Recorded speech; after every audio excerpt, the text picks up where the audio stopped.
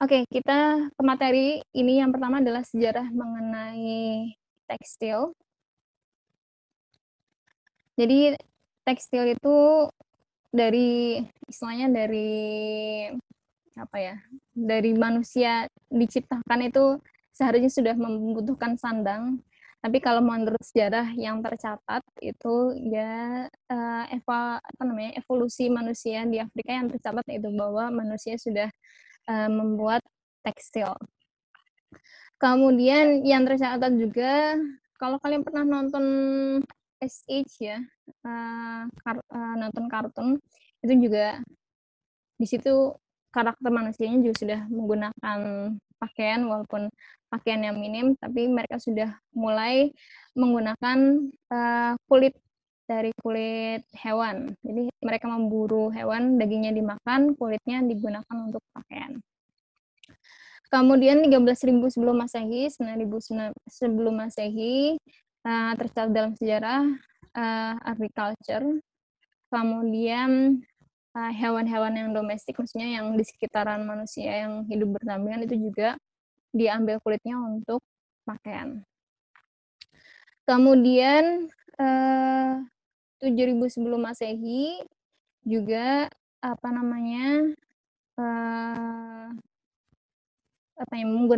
masih menggunakan kulit hewan. Kemudian 1000 sebelum Masehi itu sudah ada tekstil yang lebih meningkat lagi. Kalau awal-awalnya itu hanya menggunakan tekstil hewan. Nah, ini sudah mulai memintal gitu ya. Jadi nanti di mata kuliah yang lain, karena kalian juga ngambil konsentrasi tekstil, jadi nanti kalian banyak mendapatkan istilah-istilah seperti ini: spinning, kemudian weaving, kemudian knitting, dyeing, finishing. Nanti kalau misalnya spinning itu lebih ke nanti sistem manufaktur tekstil kalau nggak salah. Kemudian weaving, knitting itu nanti ada di struktur tekstil kalau tidak salah.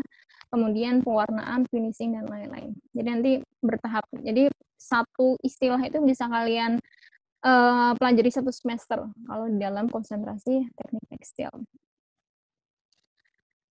Kemudian ini sudah ini sejarahnya juga.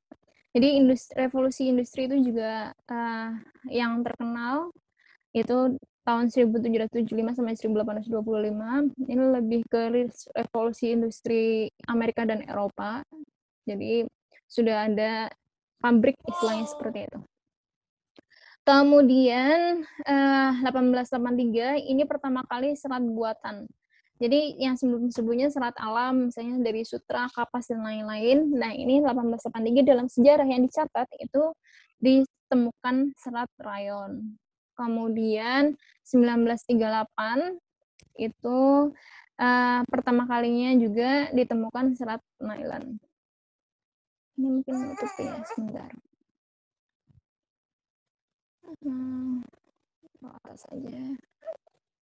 Nah, sudah. Kemudian ini nama-namanya yang menemukan semuanya dari daerah Eropa yang tercatat dalam sejarah ya. Kalau misalnya dari negara Asia mungkin itu yang tercatat dalam sejarah belum di sini belum ada. Kemudian tahun 1950 serat-serat yang lain ditemukan juga seperti polyester, yang mana polyester itu yang paling besar saat ini yang digunakan. Kemudian ada akrilik, elastin, polipropilen, aramid, dan yang lainnya. Nah, yang ke bawah ini lebih ke penggunaan teknikal tekstil, maksudnya di luar sandang domestik yang sehari-hari kita pakai. Bisa untuk misalnya perlindungan, untuk pembuatan drainase, atau pembuatan jalan, dan lain-lain. Ini menggunakan serat-serat ini, 5 yang terakhir. Jadi di sini tercatat, sebentar, ini dipindahin dulu. Geotekstil, tadi ya, geotekstil seperti runway, kemudian bendungan, kemudian jembatan, Kemudian tekstil dengan performa yang tinggi seperti tadi baju tahan anti peluru, kemudian juga baju pemadam kebakaran yang anti api. Nah, ini contohnya geotekstil.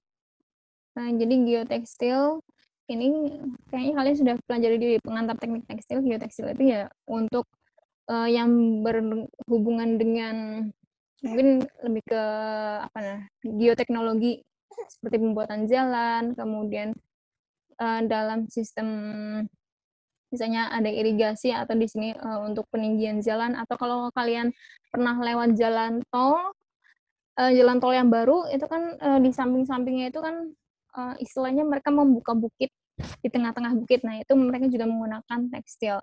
Atau kalau kalian pernah ke tol arah Jakarta Bekasi, nah itu kan ada MRT, pembangunan jalan MRT di atas itu juga kalian bisa lihat geotekstil digunakan di situ.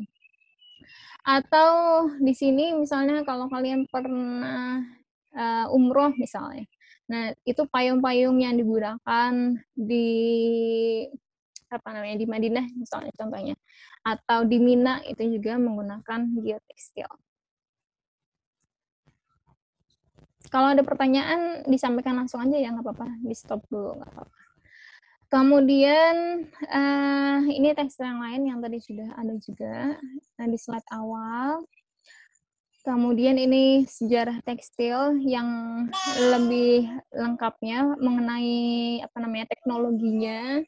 Jadi teknologinya itu ya tadi dari menggunakan geotekstil, kemudian penggunaan dalam baju olahraga. Baju olahraga kan itu biasanya memerlukan baju yang cepat menyerap keringat tapi tidak panas. Kemudian misalnya tekstil medis. Nah, yang tekstil medis ini baik yang di dalam tubuh atau di luar. Misalnya di dalam tubuh itu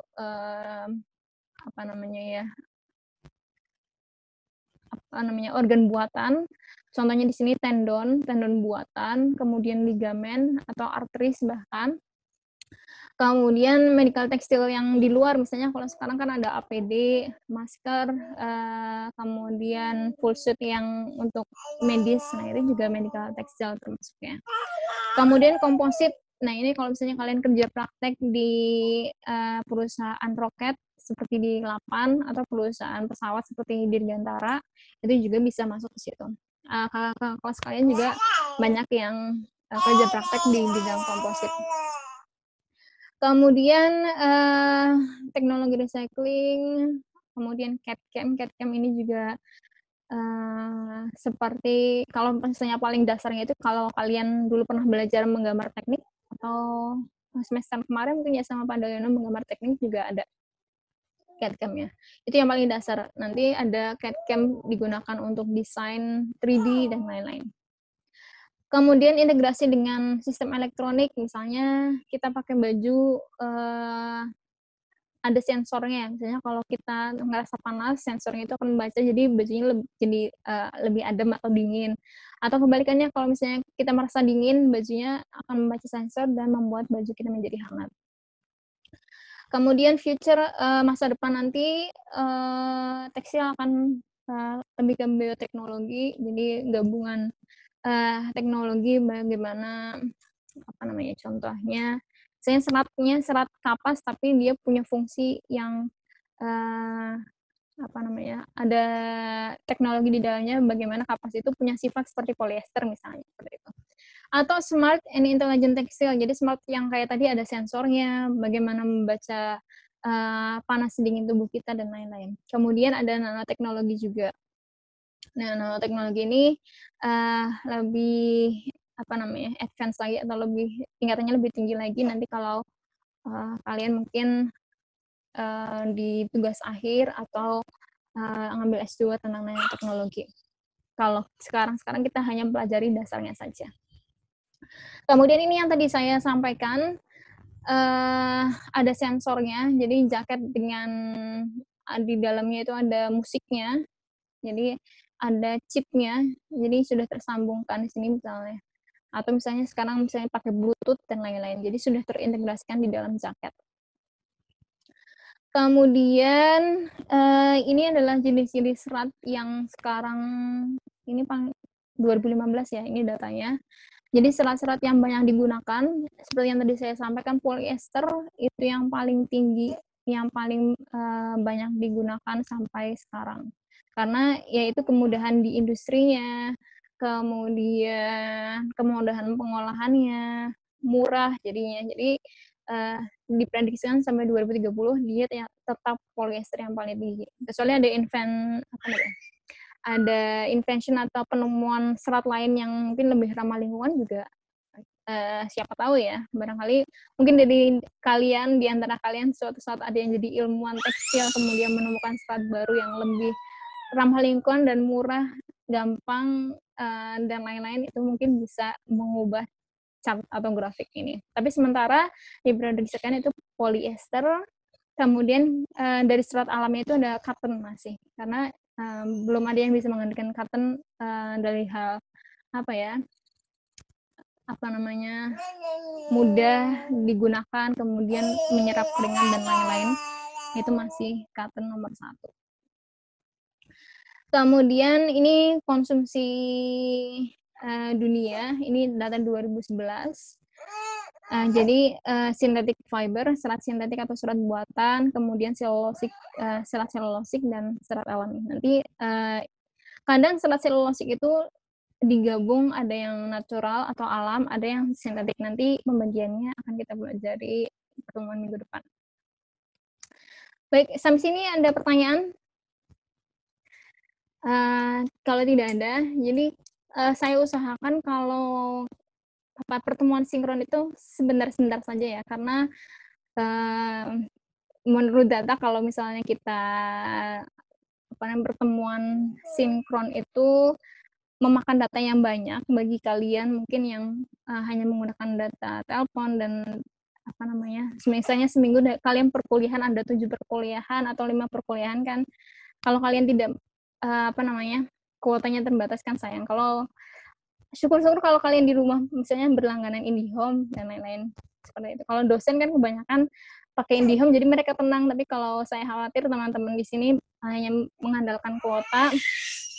Jadi saya usahakan kalau sinkron itu sedikit, nanti yang lainnya bisa kalian tonton seperti tadi. Untuk minggu depan tidak ada Zoom, hanya ada asinkron dan tugas meringkas webinar. Untuk lebih lanjutnya nanti saya akan jelaskan di Google Classroom beserta file ini. Ada pertanyaan sampai sini? Ada dari siapa? Nggak ada? Sudah jelas ya materi yang saya sampaikan. File ini nanti saya akan share di Google Classroom. Baik, kalau tidak ada pertanyaan, kita tutup perkuliahan siang ini dengan bacaan hamdalah. Alhamdulillahirrahmanirrahim. Baik, selamat mengikuti perkuliahan minggu pertama untuk kalian semua. Tetap menjaga kesehatan. Kemudian, kalian dapat kuota bantuan dari pemerintah nggak yang kuota mahasiswa? Tidak. Kuota internet mahasiswa enggak ya? Tidak. Oh, enggak.